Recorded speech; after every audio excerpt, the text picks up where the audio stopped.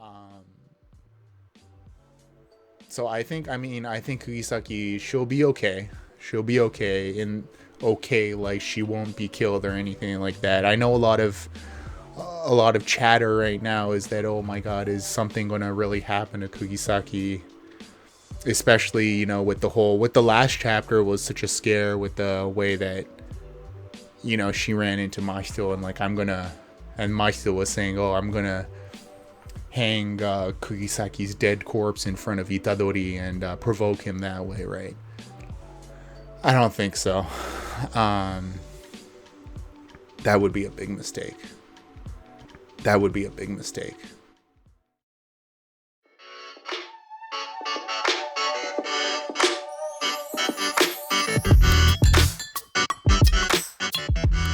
どうもどうも, what is up, everybody? Welcome back to the Manga Lounge, Jujutsu Kaisen edition. I am Steady, official Jujutsu Kaisen translator. And last week I did talk about Kugisaki, and I don't think how, she's gonna die or anything like that, but I still stand by that. Of course, I'll get into the details in the latter half of the video, given how the chapter kind of plays out here. So I'm not gonna start ranting too hard until I actually see, the actual skull and bones, so to speak, right? But yeah, of course, it's been a very exciting week for Kaisen fans. I can barely speak because of the excitement. The anime came out. The opening obviously was very, very cool. By Shingo Yamashita. It was done by Shingo Yamashita. If you're not aware of him, he's kind of famous for his very abstract form of animation, and he has some very famous scenes, like in Naruto, for example, the pain fight, if you do remember that, and just kind of the bizarre abstract animation. Otherwise, yeah, it's all probably. I can't guarantee this, but I might, do like a little analysis video of the opening, because there are a lot of secrets secrets and kind of trivia kind of things packed in there. So a lot of kind of people doing their research online and have been nice enough to share their information. So, but anyways, yeah, chapter 124 of the Shibuya incident, part 42 incoming. So hope you got something to drink ready. I got a little bit of coffee. I need to keep myself a little uppity because of the depressing ass chapter here. But yeah, here we go. Take a seat. Let's do this.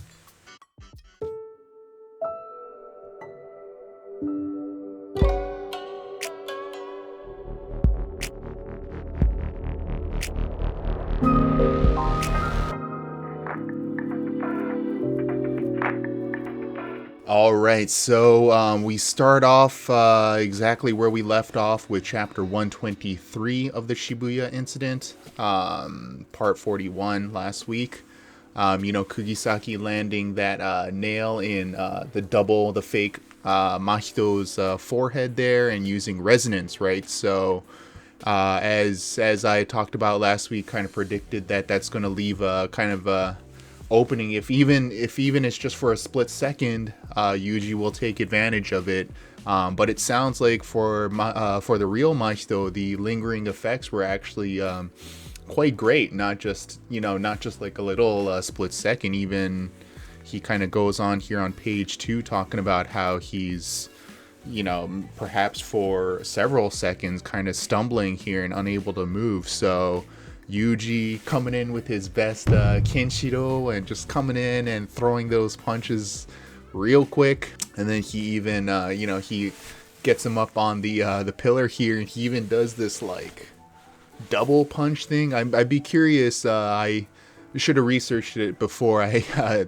recorded this video, I guess. But I'd be curious whether this is maybe something to do with Tidal as well, because a person who's not trained in martial arts most likely wouldn't use this kind of punch, right? It seems very much originated in kind of martial arts. So certainly there are these hints coming up, along with the manji kick and all that Yuji is most likely trained in title martial arts. And so that kind of course, raises the question as well, by who?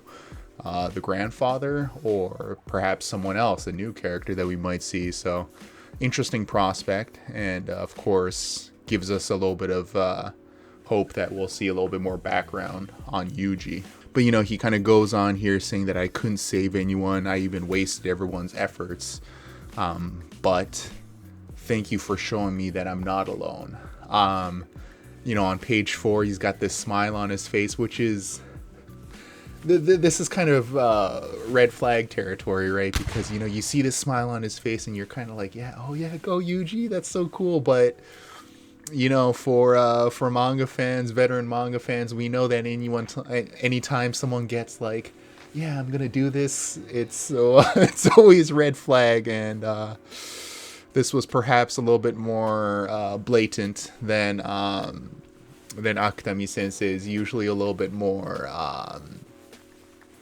kind of subtle about these moments. Anyways, and then on keeps on going, keep on punching, and then on page 5, it switches back to Kugisaki,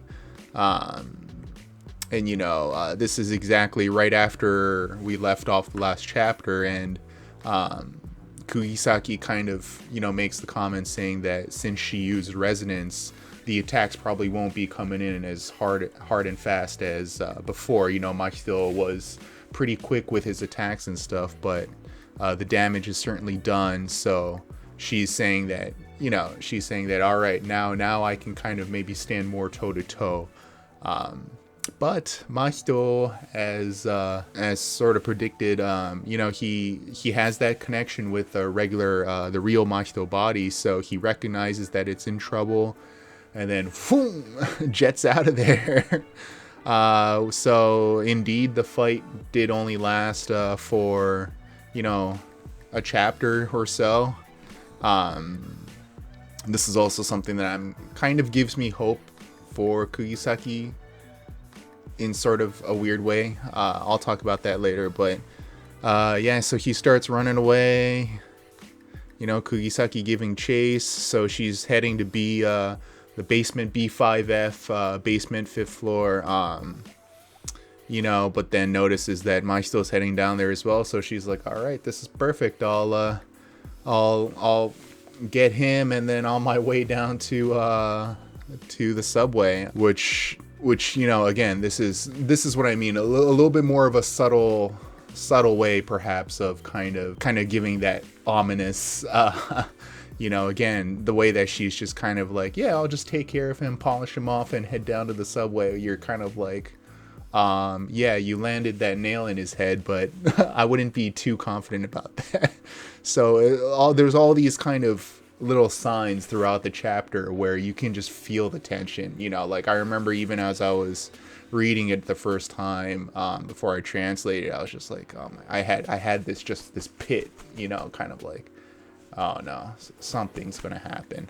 Of course, there's been that lingering feeling for the past few chapters anyways. Anytime Mahito's involved, that there's always something's gonna happen, right? But Mahito does this weird thing here on page 8 where he just kind of pop, all into these all little small Mahitos, and it's kind of cute here on the bottom of the page.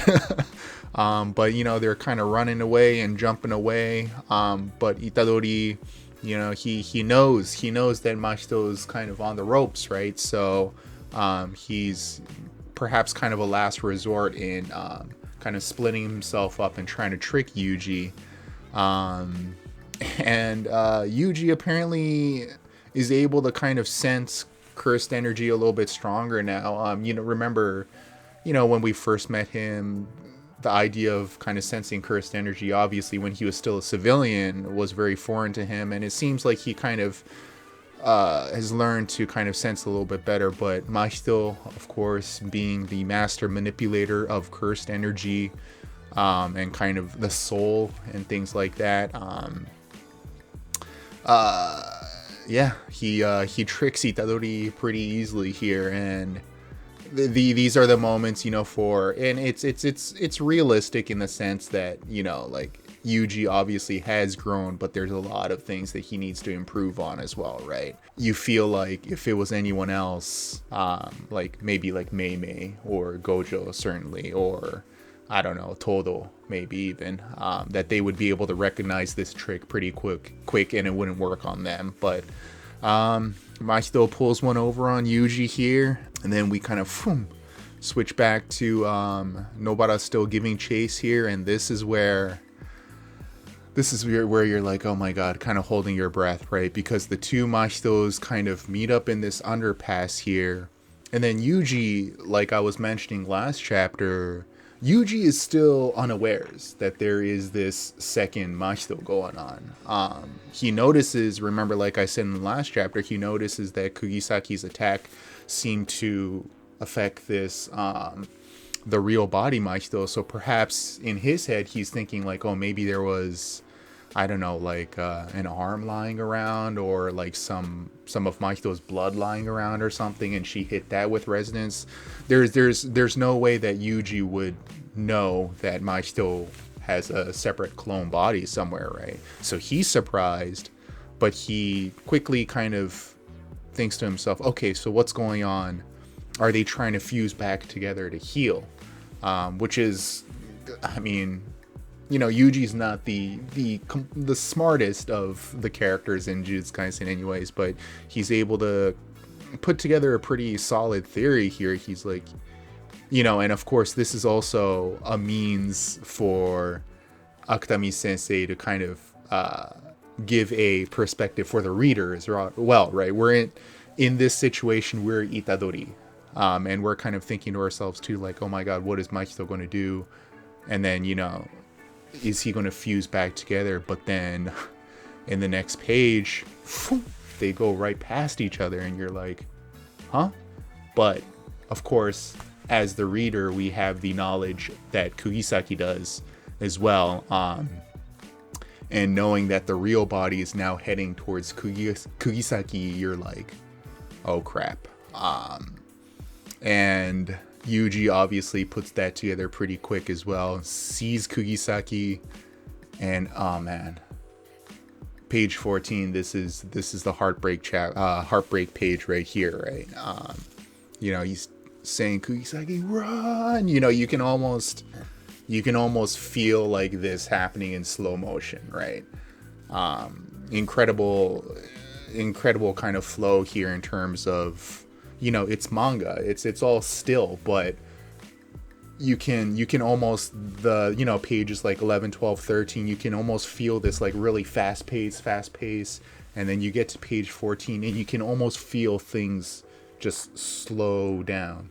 And then of course with the narration here, you know, kind of perfectly placed, says the real body acted as a blind spot so that Kugisaki would not notice the switch, meaning that the real Mahito that Yuji was fighting is now heading towards Kugisaki, and it's sort of blocking the clone body that's running right behind it, right? So yeah, perhaps it's not like it's covering the entire body, but certainly, you know, in terms of perspective, if you're Kugisaki in this situation looking down this hallway, the fake Mahito is going to be right behind the real Mahito, so it only perhaps look for a split second looks like there's only one, and in her head she thinks that that's the clone. And then we see this hand coming up towards Kugisaki's face, and your heart just absolutely sinks. You're like, oh my god. And then and the next page 15, she let her guard down against Mahito's hands. Of course, kind of what we've been talking about, we have to remember what Yuji is thinking, the knowledge that Yuji has and the knowledge that Kugisaki has, right? And then slap. So Mahito does make contact. We can't be certain whether, I mean, it looks like Kugisaki kind of has her hands up here, so you're kind of hoping like, oh, maybe he just made contact with her hands, or I don't know.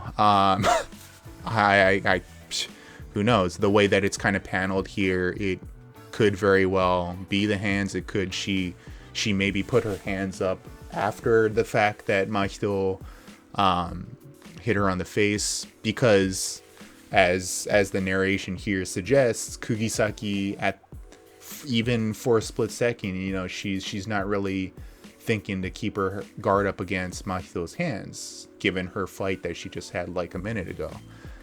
So for her to be able to make that connection that quickly, could be unrealistic. So, but the clone, the clone Mahito here just gets taken care of in 1 second by Itadori, almost kind of comically.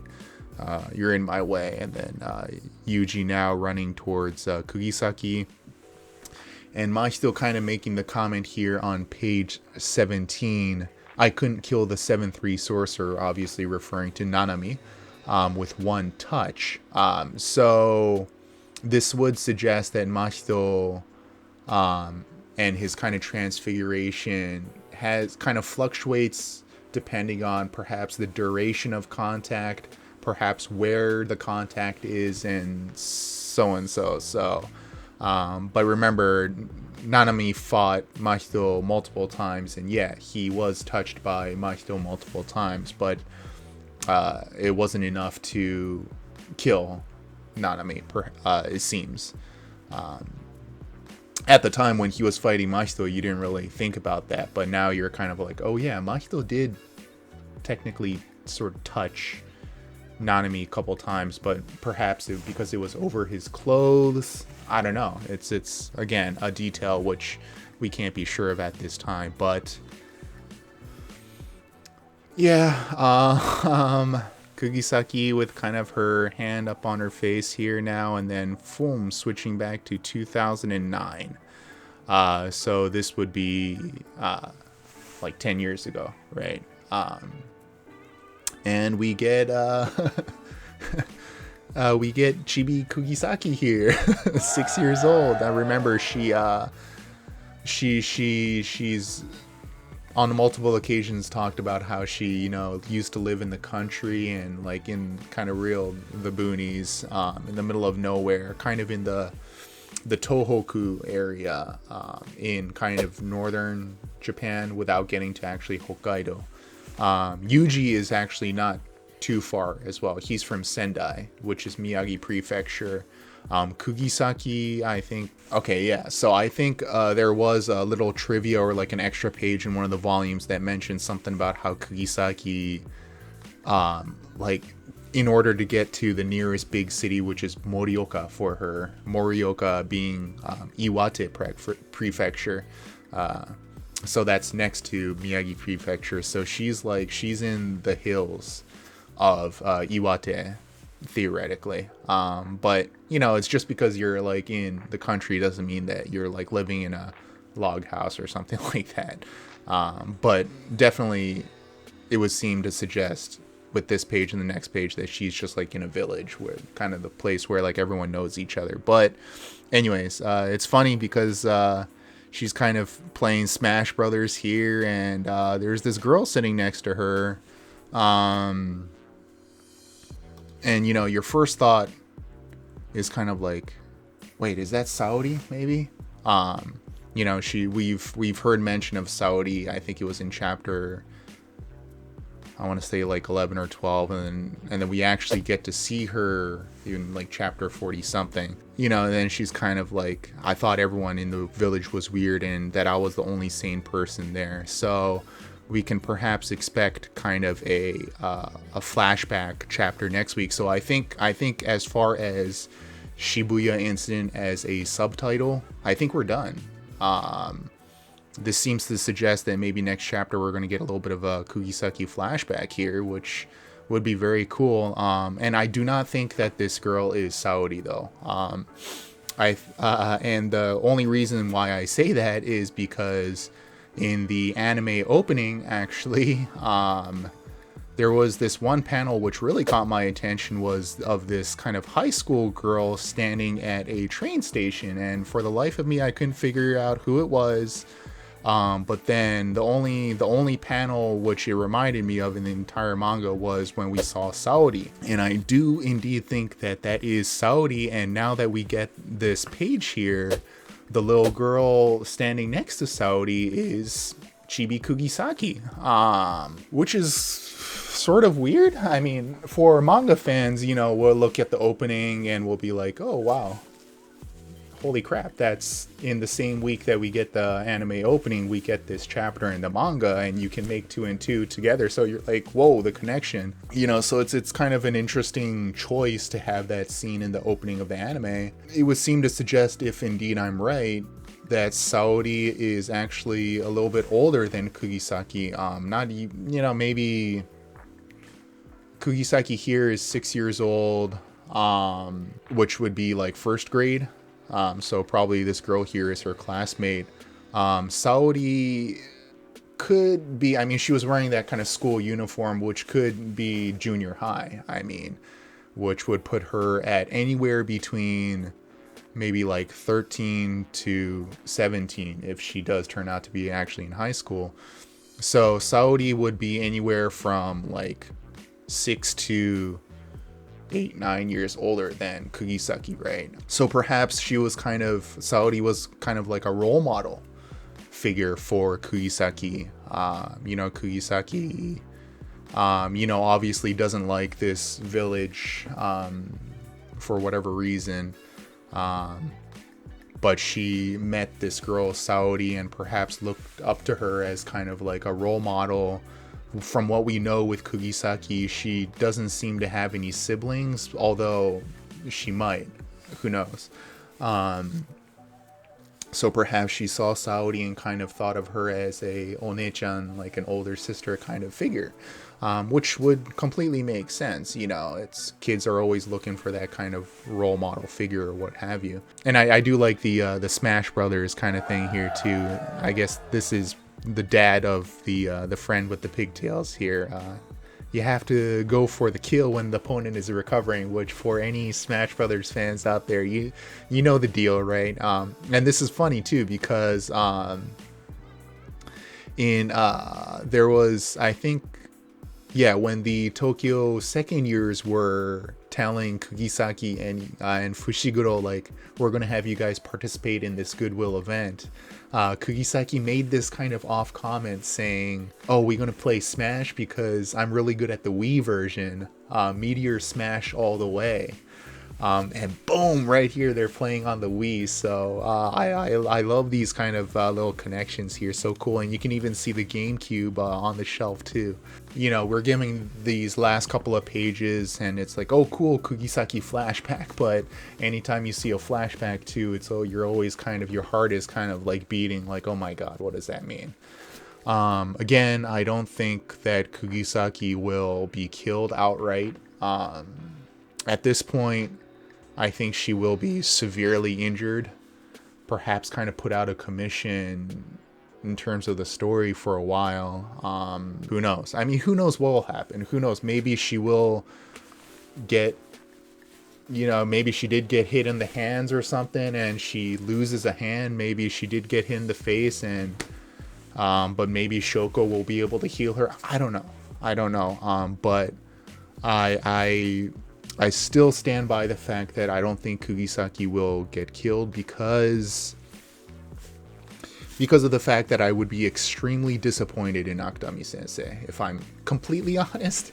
You know, I'm not here saying that like, oh, that'd be terrible, like shame on you, but I think it would be very much a mistake in the sense that if Kugisaki was a character that was a little bit more fleshed out in terms of what she's done in the story, what she's kind of achieved.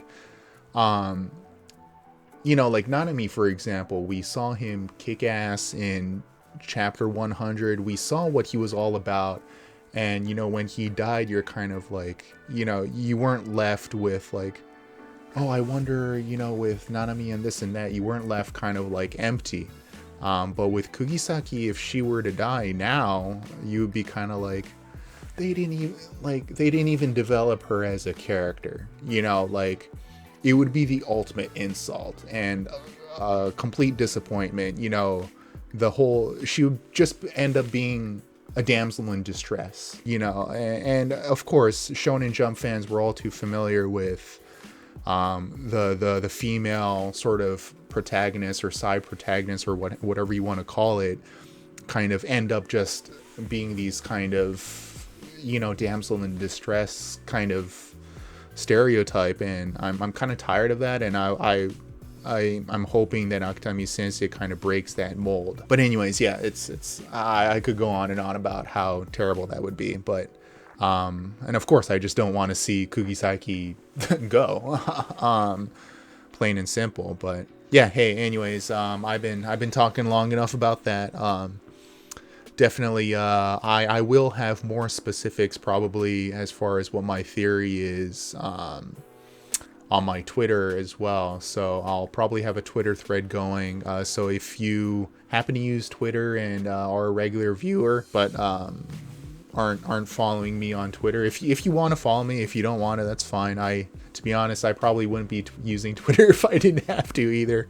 Have to in the sense of kind of like gathering information, all that. But yeah, hey, thank you very much for spreading that positive juju. What a week to be a Jujutsu Kaisen fan.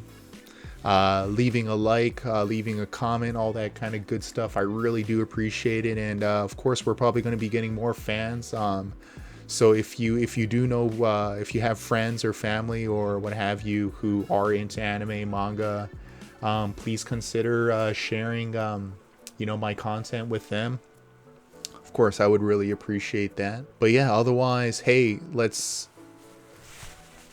maximum prayers. Pray to whatever God you.